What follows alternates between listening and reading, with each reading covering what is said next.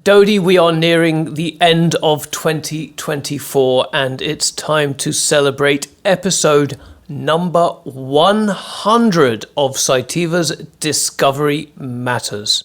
And this was just a pet project in 2019 when we set out to just chase our curiosity, just meet cool people who were doing cool science.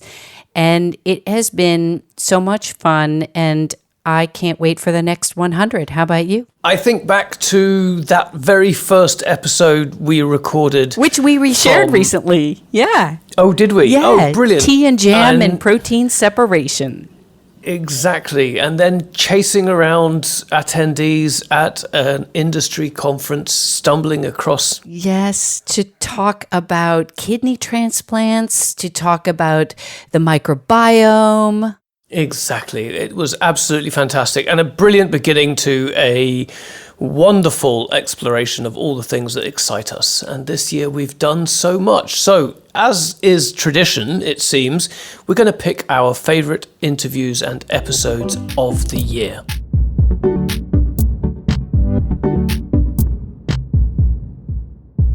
We got to pick from topics such as synthetic biology, advanced therapies, artificial intelligence, big data, so much. And now it is time to choose our top 2 favourite moments from Discovery Matters. We get 2 each, Dodie, over the last 12 months.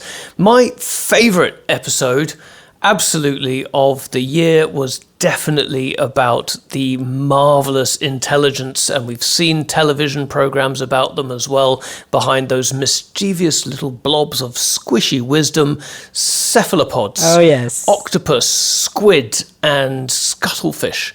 These lovely ocean-dwelling escape artists, alien intelligences, have an identity crisis. They're half chameleon, half jetpack, and it was their chameleon-likeness that sparked the conversation with Dan Wilson from the Costas Research Institute at Northeastern University in the US. These animals are unmatched in their ability to change their appearance, whether that's for camouflage, for defense, for signaling with potential mates. The combination of material components that are embedded in the animal's body and its ability to manipulate many different components of its body at the same time is what makes it such an impressive example and source of inspiration for material scientists. So in our lab, we actually make the same colorant that is found in the skin of squid, octopus, and cuttlefish. It's a small molecule colorant called xanthomatin. And previous work with this material has shown that it can change color in response to different environmental stimuli outside of the animal. And we basically found that we could create color changes with this natural material in paints in response to sunlight. We typically don't focus on the biology. We think about how we can use the materials and integrate them into more complex systems to create technologies for us and for the real world. Dan had seen a potential application for this color use in diagnostics, where bio-inspired colorants could potentially be built into diagnostic or analytical sequences, where we get some color formation that we didn't have before. And if I recall correctly, your favorite cephalopod is the blanket octopus, right? That's exactly right, because blanket octopus have been seen mimicking the Portuguese man-of-war jellyfish to evade predation.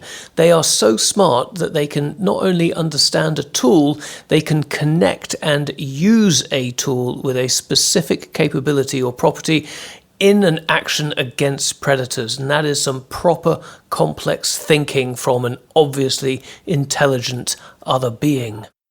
Love it. My turn. So one of my favorites was episode 83, a hot industry topic all about antibody drug conjugates. And it took me some time to really understand ADCs. It was a new 3-letter acronym for me at the beginning of 2024. So we went chasing down how can we understand the potential of ADCs for improving human health. We had 2 guests on this episode. Principal investigator Sasha Ibrahimi from GSK and oncologist Dr. Paolo Tarantino. And they discussed the development and advantages of ADCs, how they can be used to personalize treatments for cancer and other illnesses. And even though the way ADCs work in oncology is complex, Paolo really helped break it down and had this great description for how chemotherapy and ADCs work together. One key way they work is just that they are guided missiles. So you inject them in the body and they look for their target. For instance, for TDXD is HER2. They find the cells that express HER2, bind to them, and only deliver the chemotherapy into these cells. Somebody call it also Trojan horse mechanism. So somehow it exploits this expression of the target to find the cell and deliver the chemotherapy to that cell. The thing is that there is also a second mechanism that is also happening. That is just a slow release of chemotherapy. So if you take a chemotherapy and inject it in somebody's vein, in a few hours, most of that chemotherapy would have been removed from the body. But then what happens if we take the same chemotherapy and we bind it to an antibody? It makes the chemotherapy last much longer in the body. It can slowly release in the body for days. What Paolo called the guided missile mechanism provides increased activity to reach the tumor cell and deliver the chemotherapy. The second mechanism makes it increasingly effective because the slow release, aided by the ADC, acts as a background anti-cancer activity. I really enjoyed learning about why ADCs are so attractive to researchers because they're able to target specific cells. With both the effectiveness of antibodies and the toxic capabilities of the drugs, ADCs could be tailored to the individual, and the potential implications for personalized cancer care could help improve patients' outcomes no end. Now, my second favorite episode was all about virology, and this year we welcomed Nobel Prize laureate virologist Dr. Michael Houghton, and I had a fanboy moment, of course, and we discussed the groundbreaking work that he did in both identifying hepatitis C as a virus and his enduring quest to beat it as a global health threat across the world. I was introduced to this weird disease called non-A, non-B hepatitis. With the discovery of the hepatitis A and the B viruses a few years before, people thought, well, that was the end of hepatitis. We could diagnose those. However, it was a big surprise in around the mid-70s to find out that was not the case. I started work trying to identify the hepatitis C virus in 1982. We succeeded in 1989. When we discovered the virus, the first priority was to develop blood tests to protect the blood supply because, incredibly, at that time, in Canada, US, many countries of the world, if you had a blood transfusion, there was something like around 5% chance that you would come out of hospital infected with hepatitis C virus. And in those days, there was no diagnostic, there was no therapy. Over the course of 5 years, approximately, from 1989 to 1994, we were able to develop a consecutive series of ever-increasing diagnostic tests to detect blood donors who were positive for antibodies to hep C virus. When we were first talking, I was reminded of the AIDS pandemic. Its discovery in 1982, and here we are in 2024 without an effective vaccine rolled out. And then I contrast that with the speed at which we as a community were able to discover the COVID virus and then quickly roll out globally several different vaccines. Why the difference? COVID was such a deadly disease. It caused so many fatalities around the world. So I just think the severity of the COVID pandemic was so great. It actually stimulated regulators and industry and academia to really accelerate. What normally would have taken probably 10 to 20 years took 1 to 2 years. I should add that the RNA technology that was quickly applied to COVID, that was based on a lot of research done by a lot of people for many years. The problem was RNA is very sensitive. You inject it into a person without lipids around it, it gets degraded. So while we knew its potential, no one knew how to protect it so that it could be a very good vaccine.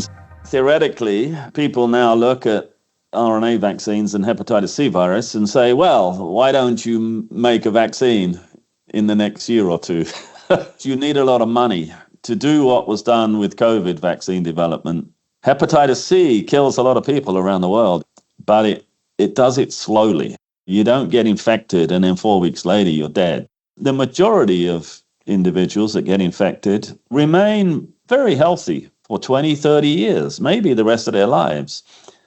It's a minority who have a certain genetic makeup who really suffer badly from Hep C. And eventually many of those people die. Over that time, we went from a 5% to a 0% chance of getting a transfusion-associated hepatitis C infection. That is literally eradication of a disease, and the achievement just cannot be underplayed.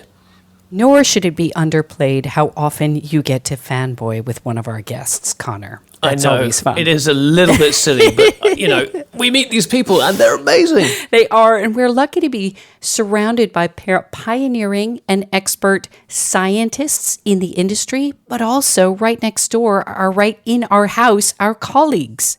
Our own colleagues, that's exactly right. In our episode, Body as a Bioreactor, we were joined by our very own Scott Ripley. And we started with, what does he mean when he says body as a bioreactor? The bioprocessing space has long worked on how you can generate therapeutic proteins or other biological entities outside of the body, hijacking biological processes. It started off with recombinant proteins. You would have a classic cell biology-based approach using an upstream bioreactor, perhaps using CHO cells, hex cells, or other cells which are grown in a cell culture media to express a protein, normally which has been generated through genetic modification of those cells, and then the subsequent purification of that. The body as a bioreactor starts to look at how scientists are considering using some of the body's own machinery together with advances in gene therapy, mRNA, and delivery technologies to actually start having the body express those proteins itself. The body as a bioreactor is an alternative to expressing those proteins in an artificial way outside of the body. Putting together this bi-weekly podcast also is made possible by some marvellous members of the team. Beth, who's our external editorial producer, also has a favourite. My personal favourite was How Sustainable is Biopharma, especially learning about eco-design, collaboration and circular economy, because these are buzzwords of sustainability that I didn't previously truly understand, despite the fact that it's a growing conversation in our industry as much as it is in any industry, really. So listening to Ryan, our Senior Director of Sustainability, and Ode Arkham from Sanofi, the global head of eco-design and circular economy, sort of filling in the blanks for me in terms of what initiatives are shaping the future of healthcare was just truly a really interesting and intriguing conversation that we had this year. It's also a question of prioritization because it will be huge and you need to keep looking in the right direction. So start small, go big, and go for gold as we are in the Olympics. This is my advice, to be honest, because I'm not saying it's easy, even for us, and it's a challenge, but with the purpose and the will to make it happen and being proud of what you're doing, I'm sure you will succeed. We will succeed together. Remember your purpose. I think that's a great tip, that when you wake up in the morning, remember what we're here for, that we serve a greater purpose within our industry for human health, and we serve a greater purpose as well to make sure that we've got a planet that we thrive in and our industries and future generations thrive for years to come. Thank you, Beth. And let's take a moment and throw a little love Beth's way. She fearlessly pursues our guests, plans our episodes, suggests the first drafts of our scripts, Connor, so that you and I can sound intelligent when we speak to each Exactly. other. We do our best, and it is really thanks to Beth. She keeps us ticking. Absolutely. And she puts up with the occasional lousy audio quality that we put together and makes sure that when we do interview our guests, we're all prepared and ready to have a fantastic conversations. After 5 years, 100 episodes, and 178 guests, we really want to express our thanks to each and every one of you who has supported us on this journey. We've reached thousands of subscribers, and every new subscriber is appreciated. We are truly grateful that you listen and that you share and that you give us suggestions and feedback. You are the driving force behind our growth and success. And keep all of that coming, because we want to know, what was your favorite episode? What episodes would you like us to pursue in the future? Let us know in the comments. Superb. If you have ideas for where we should go, we want to hear them. As ever, our producer is Beth Armitt Brewster, editing, mixing and supervision by none other than the folks at Banda Productions. Music from Epidemic Sound. My name is Connor McKechnie. And I'm making trumpet sounds because my name is Dodie Axelson. There is cause and effect there. Make sure you rate us on Spotify or whichever platform you use to listen to us. We will be back soon with another episode of Discovery Matters. Happy holidays!